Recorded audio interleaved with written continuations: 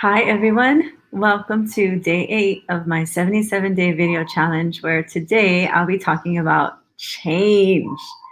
Do you embrace change or do you avoid it? Well, unfortunately, with COVID, all of us have had to deal with change in the last 12 months. And for some, it's been really difficult. And yesterday, I shared a little bit on my first episode of my podcast, Grow Intentionally. If you haven't watched it, you can go to my Facebook wall or my YouTube channel and watch it.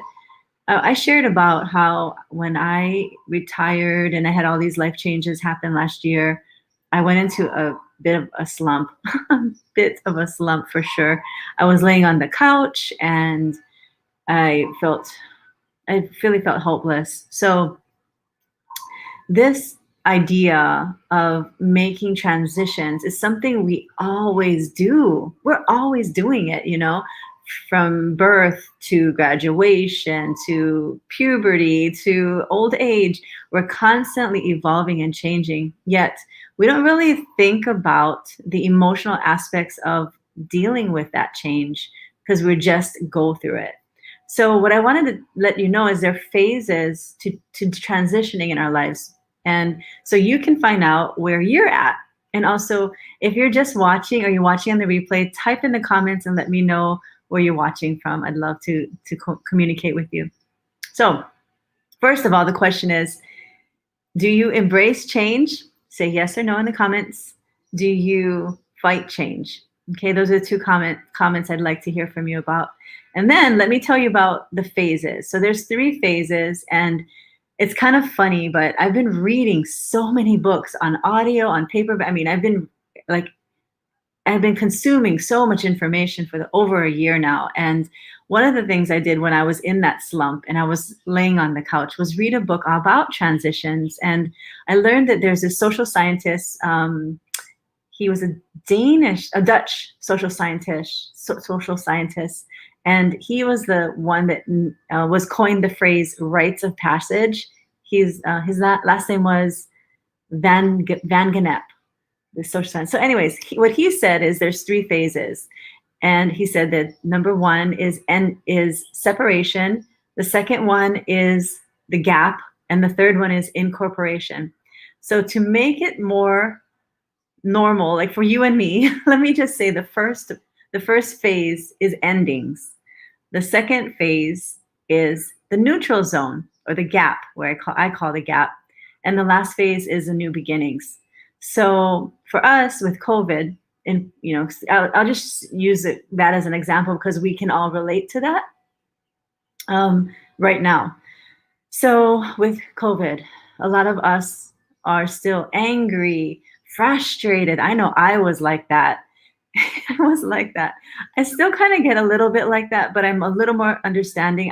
Can you believe that I forget to wear my mask? Sometimes I leave the car to go in the store, and I'm walking out, and I get to the door of the store, and the security guard at Foodland goes, "Your mask." I'm like, oh my God.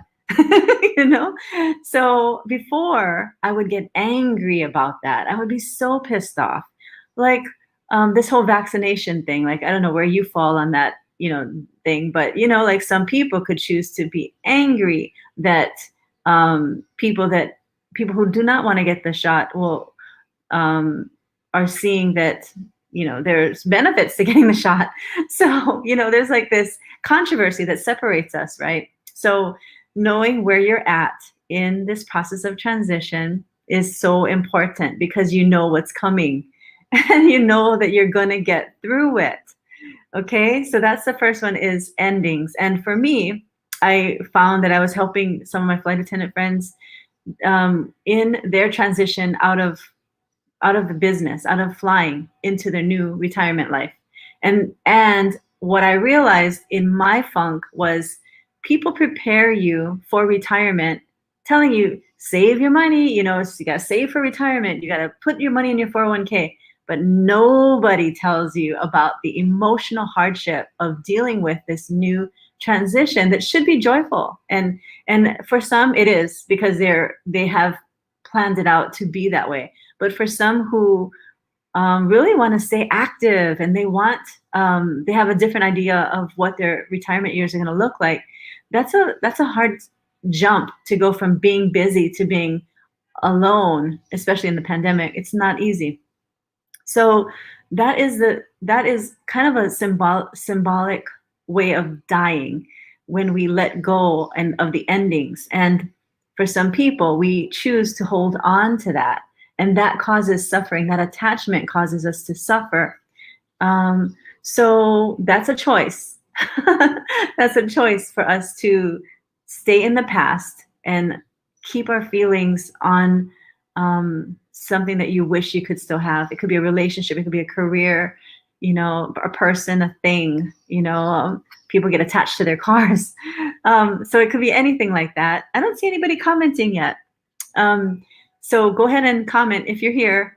So that's the phase that I call endings, and it's about being separated from a social event or person or thing. And then the second phase, which a lot of people are in right now, the majority of people are in this phase. It's the gap, and it's also known as the neutral zone or the discovery zone.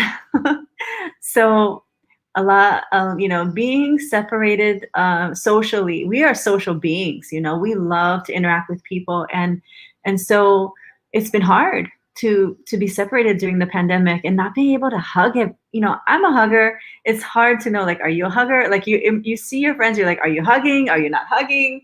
What are we doing here? We're not shaking hands, because I don't shake hands. I'm a hugger. And so it's kind of weird, a weird situation where we can't be ourselves yet, be the person that we were before the pandemic. So this is a time, and another thing is, a lot of people don't like being alone with themselves. And I can see how that can feel, because I have been there. Hey, Ashrita. Ashrita said, oh, here, let me put your comment up there. It's because you have, there you go. Ashrita, I have a comment to share. Ashrita says, yeah, the whole hugging thing is weird. It sure is. So now we're talking about the gap or the discovery zone. So being alone with yourself, you have a lot of time on your hands to think. Thinking. Our brains are always thinking. And so majority of the things we're thinking about are the same things. 95% of the thoughts we have today are the ones we had yesterday. And for the most part, those thoughts are from the past. So we get, again, the people that I was working with, the flight attendants, like Karen over here. Here it is. Karen says, yes, it's very hard to be alone. Yes. Thanks for commenting, Karen. So, Michael Dugan's here too. Michael says, I'm a hugger. Come to Seattle and let's have a group hug. You got it. Awesome. And Michael is my inspiration. He's the one that started this video challenge, and I jumped on with my Toastmaster group. Super excited that he's put this out there for me. Thank you, Michael.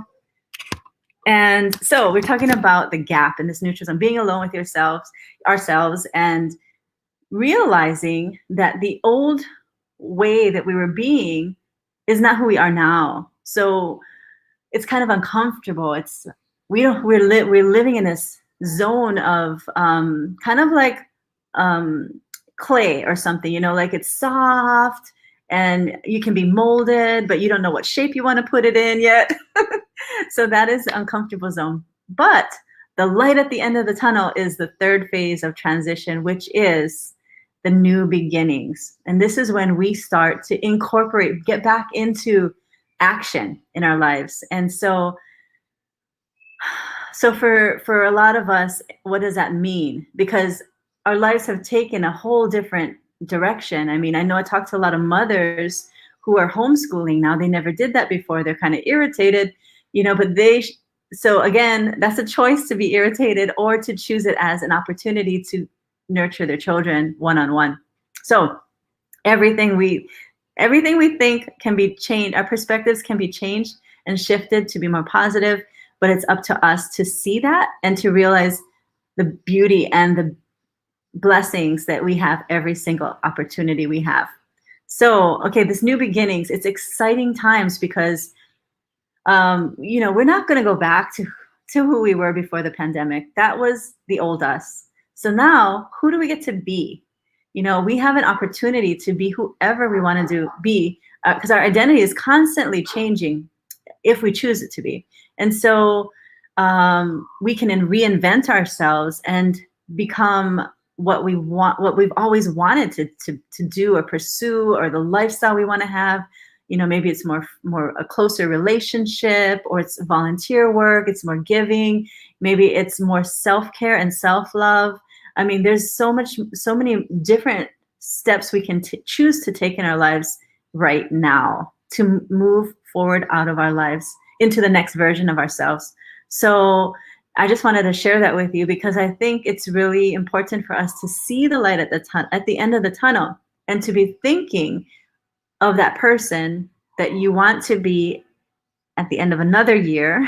Let's just say it's another year. I don't think this is going to last another year, but if it does, what does that person look like? What does she or he love doing, love being a part of, love contributing, creating that legacy that you want to create for your family? And maybe there's animals involved, or save the environment. There's so many opportunities for us to step up and recycle plastic, beach cleanups, take care of Mother Earth, because that was another lesson we had here in the pandemic, was we can do our part. Every person can do their part to make this planet a better place to live. So with that, I'm going to end this video, but I'll be back tomorrow for day 9. Thank you so much for watching and commenting. I love being able to share your comments on my videos. It's fun to have that interaction. And I hope this has been helpful for you to realize there's 3 phases in life transitions, and we're going to all get through this together. So thank you for watching, and we will see you on another broadcast tomorrow. Oh, thank you, Karen. I'll see you later. I'm going to press the button now. Aloha. Have a great Tuesday.